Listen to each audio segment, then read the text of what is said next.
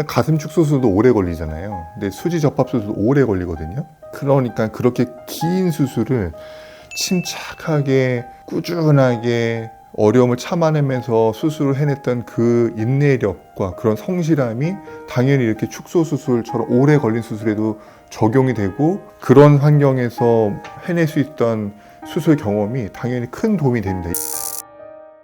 안녕하세요. 가슴 수술의 진심인 성형외과 전문의 최규진입니다.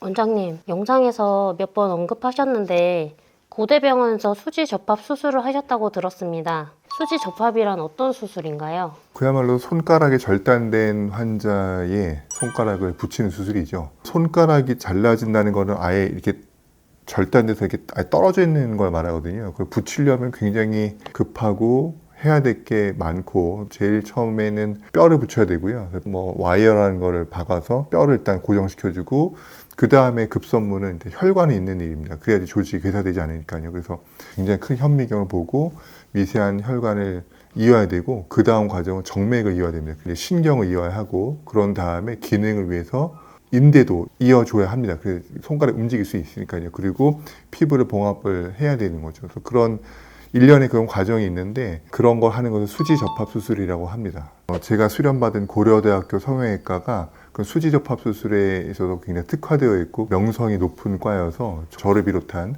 고려대학교 성형외과를 전공한 모든 사람들에게는 그런 수술을 할 기회가 굉장히 많았었습니다. 고려대학교 성형외과가 수지 접합으로 유명한 거는 전 처음 알았는 사실이었던 것 같아요. 그 주변에 그런 환자들이 있지도 않으시고 하니까는 뭐 들을 기회가 없으신데, 제가 고려대학교 성형외과를 택한 이유도 그런 수지 접합 수술에 있어서 굉장한 명성을 갖고 있었고, 그 수준이 거의 세계적인 수준이어서 저를 가르쳐 주시던 그 교수님들이 굉장히 유명하신 분들이었거든요. 해외 학회 나가서 기립박수 받으셨다는 이야기가 들려올 정도로 굉장히 유명한 그런 과였는데, 그런 거에 매료돼서 제가 성형외과를 택한 면도 있거든요. 과거에는 그렇게 손가락을 다칠 만한 일을 하는 그런 환경이 굉장히 많았거든요. 그래서 굉장히 많은 경험을 했었고, 이거는 뭐 밤낮이 없어요. 뭐 정규 수술도 해야 되는데 그 틈틈이 계속 수지 접합 해야 되는 응급 환자가 들어오거든요. 그러면 사이사이 껴서 하기도 하고,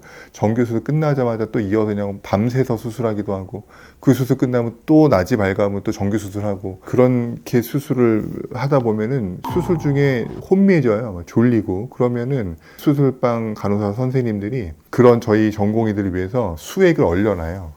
이 사람 존다, 졸리다 싶으면 발매대 깔고, 자, 발 얹어놓으세요. 그러면은 그거다 찬발 얹어놓고 정신 번쩍 차리고, 또 현미경 보고 또 봉합하고, 그 긴 수술을 이어가고, 뭐 그런 겁니다. 그래서 윗연차 선생님이 주도적으로 하면은 아랫연차는 그 현미경을 같이 들여다보면서 피가 흐르면 시야가 안 보이니까는 주사기로 식염수를 살살 뿌려가면서 시야를 닦아주고, 그러면 윗연차 선생님이 그걸 또 봉합하고, 이런 과정을 하다 보면은 실제로 주도적인 수술하는 사람은 그렇게 졸지 않아도 그거를 어시스트하는 선생님은 100% 졸아요. 너무너무 졸릴 수밖에 없거든요. 근데 그런 선생님들 위해서 식염수 얼렸다가 발에다 깔아주고, 또 우리가 수술하고 있으면 또 정신 차리라고 주사기로 수술용 글러브에다 물 뿌려주고, 그래가면서 수술했었던 기억이 납니다. 너무너무 긴 수술이고, 손가락이 하나만 잘리는 법은 없거든요. 손가락 하나 붙이는데도 굉장히 오랜 시간이 걸리고, 겨우 하나 붙이면 그 다음 손가락도 붙여야 되는 거예요. 옆에 손가락도 같이 다쳤으니까 4개가 다 잘리고 5개가 다 잘리는 경우도, 심지어 이쪽 손가락 다친 경우도 뭐 허다하게 많이 봤으니까요. 그럼 뭐 하루 만에 끝나지 않고 뭐 이틀, 3일이 걸리기도 하는 거죠. 근데 사실 위험하죠. 그렇게 되면은 너무 시간이 오래 걸리면. 그래서 굉장히 빨리 수술을 또 끝내야 돼. 하지만 빨리 끝낼 수 없는, 기본이 오래 걸릴 수밖에 없는 그런 수술을 셀 수도 없이 많이 했었던 그런 기억이 납니다. 수지 접합 수술은 혈관을 살리는 것이 굉장히 중요하다고 들었는데, 그 경험이 현재 가슴 축소 거상 수술에서는 어떻게 이어지나요? 혈관을 잇는다는 거는 수지 접합에서 가장 핵심적인 과정이고 가장 잘 해야 되는 과정입니다. 그런데 그 과정이 결코 쉽지가 않거든요. 일단은 깨끗하게 클린 컷이 아니고 깨지면서 다친 경우가 더 많기 때문에, 그거를 깨끗하게 혈관을 만들어서 이어 붙여야 되는 거고, 그 모든 과정은 당연히 현미경이라는 도구를 통해서 봐야 되는 것이고, 그런데 또 혈관이 깨끗하지 못하면 혈관을 가지고 와야 돼요. 혈관이 모자르니까 발등에서 혈관을 채취해서 가져옵니다. 이어 붙이기까지 하는 거죠. 그렇게 아주 과정이 오래 걸리고 세심해야 되고 미세한 조직을 다뤄야 되는, 현미경을 봐야지만 볼 수 있는 그런 조직을 수술했던 경험은 당연히 모든 수술에 도움이 됩니다. 그만큼 아주 조직을 세심하게 다룰 수 있고 큰 조직을 봉합하고 수술할 때 당연히 도움이 될 수밖에 없죠. 원장님께서 봉합을 굉장히 중요하게 생각하시는데 그런 수술 철학이 수지접합 수술 경험과도 연결되어 있을까요? 물론 연관이 되어 있습니다. 모든 조직을 다 봉합을 해야 되는 게 성형외과 영역이니까요. 그 지저분한 조직을 깨끗하게 다듬고 뼈를 연결하고 혈관을 이어붙이고 근데 모자르면 또 혈관을 다른 데서 가져와다 이어붙이고 동맥을 붙였으면 정맥을 붙이고 그 다음에 신경을 붙이고 인대를 붙이고 그런 일련의 모든 과정이 다 봉합이거든요. 그렇게 작은 조직을 꼼꼼하게 꼬매던 경험으로 여러분들의 유방의 피부를 봉합한다는 거는 그런 수술을 해본 사람과 안 해본 사람은 굉장한 차이가 난다고 생각하고 있고요. 그렇게 아주 작은 조직을 정말 그 눈에 보이지도 않는 혈관을 꼬매던 손으로 여러분의 피부를 꼬매낼 때는 굉장히 너무 크고 잘 보이는 조직이거든요. 그래서 오히려 더 여유 있게 꼬맬 수 있는 그런 바탕이 되는 거죠. 수지적합 수술은 한 번 수술하면 10시간 이상 이어지는 경우도 많다고 들었는데요.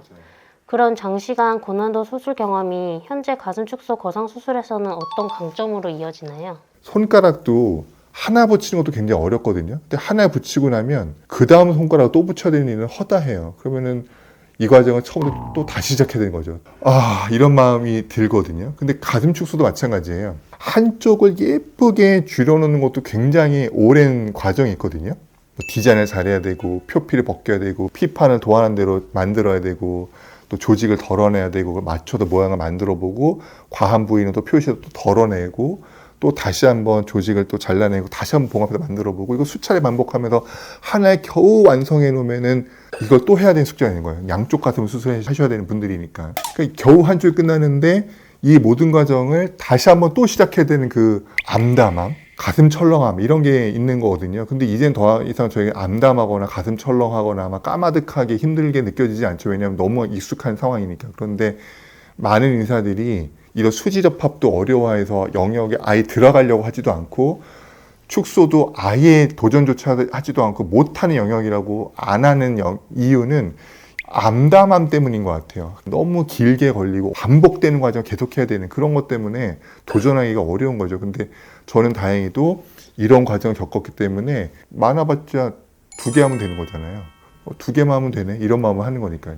일단 가슴 축소 수술도 오래 걸리잖아요. 근데 수지 접합 수술도 오래 걸리거든요. 그러니까 그렇게 긴 수술을 침착하게 꾸준하게 어려움을 참아내면서 수술을 해냈던 그 인내력과 그런 성실함이 당연히 이렇게 축소 수술처럼 오래 걸린 수술에도 적용이 되고 그런 환경에서 해낼 수 있던 수술 경험이 당연히 큰 도움이 됩니다. 이런 수술에도. 그리고 이 수지접합 수술은 그렇게 어려운 과정을 겪어서 긴 수술을 하고 나도 수술 끝내고 나면 그냥 끝나는 게 아니고 겨우 이어붙인 그 혈관으로 피가 잘 가서 조직이 잘 살고 있는지를 계속 잘 관찰해야 되는 수술이거든요. 그래서 수술이 끝나고 환자가 올라와도 애지중지 계속 들여다봐야 되고 그 손가락이 차가워지지 않도록 따뜻하게 이제 웜 라이트라는 거를 또 쪼여줘야 되고 또 피가 안 갈 것 같으면 또 물을 체온 정도로 따뜻하게 데워서 계속 뿌려주면서 겨우 이어붙인 조직을 따뜻하게 만들어서 빨간 피가 잘 흘러나오는지 봐야 되는 거거든요. 그게 아니면은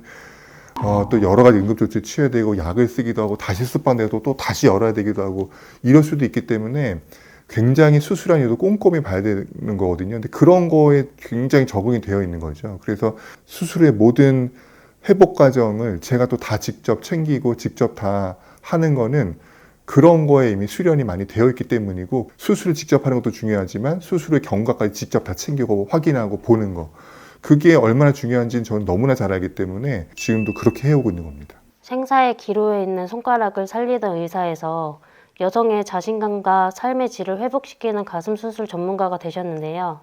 주력 분야를 바꾸게 된 특별한 계기가 있었나요? 둘 다 의사로서 너무나 보람을 느끼고 열심히 할 만한 가치가 있는 영역인 건 맞는데 외상은 시간을 알 수가 없어요. 너무 불규칙한 삶을 살아야 돼요. 뭐 그분들이 갑자기 일하다 다치시면 또는 어떤 사고를 당하면 갑자기 아무 시간에나 손가락은 잘리는 거잖아요. 그러면은 그 환자는 미뤄둘 수가 없고 가능한 빨리 해야 돼요. 그러니까는 늘 스케줄이 꼬이고 그러면 또 원래 예정되게 밀리고 이 응급수술 또 뭐 열 몇 시간짜리 끝나면 그제서 이것도 이어서 해야 되고 하고 나면 또 다른 응급환자가 또 밀고 들어오고 뭐 이런 거죠. 그러니까는 뭐 쉴 틈을 예상할 수도 없고 내가 도대체 언제 시간이 날지를 내가 알 수가 없고 그 시절에는 집에 갈 생각을 아예 못했어요. 뭐 그냥 병원에서 사는 게 일상이었고 며칠에 한번 집에 갈 수만 있으면 다행이고 심지어 집에 가다가 불려오는 것도 다반사고 집에 가서 뭐 좀 하려다가 또 불려오는 것도 뭐 그냥 일상생활이었고 근데 그런 생활을 평생 할 수 있을 것이냐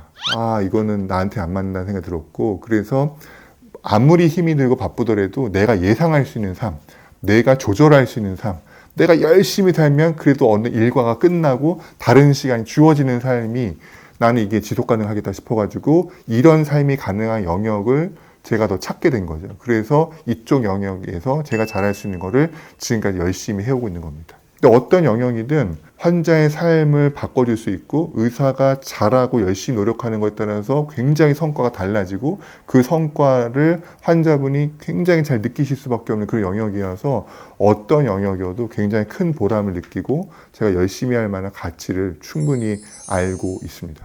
오늘은 좀 색다른 주제로 저의 고려대학교 성형외과 전공의 시절에 수지접합 수술에 그렇게 많은 경험을 했었던 그 경험이 지금 가슴 축소 거상 또는 가슴 재수술에 어떤 영향을 미치고 있는지에 대한 이 주제로 말씀드려 보았는데 결이 다르고 수술의 내용이 다르고 그래서 아예 다른 수련 과정일 것 같지만 전혀 그렇지가 않거든요. 이걸 경험해 본 사람은 이게 얼마나 소중한 경험이었는지를 알고 그 경험을 바탕으로 이런 것도 아주 잘해낼 수 있는 자산이 되는 거거든요. 저는 이런 경험을 할 수 있었던 저의 모교 고려대학교 성형외과 전공 시절이 너무나 감사하고 그 시간이 너무나 귀하게 느껴지고 지금도 그런 환경을 저에게 허락해준 교수님들께 너무나 감사한 말씀을 지금도 드리고 싶습니다. 저희는 늘 유익한 또 컨텐츠로 또 잘 준비해서 다시 찾아뵙겠습니다. 오늘 영상도 잘 시청해 주셔서 감사합니다.